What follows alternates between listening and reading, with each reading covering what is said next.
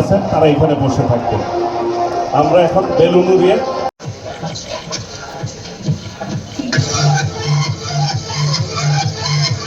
বিষয়টার মধ্যে সক্ষম হবে।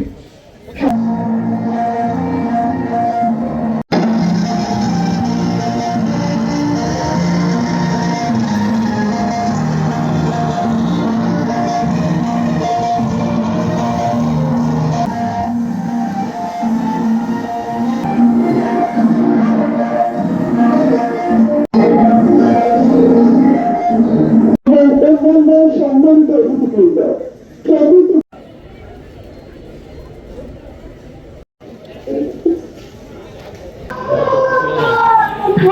আমি তোমার অধিকার আছে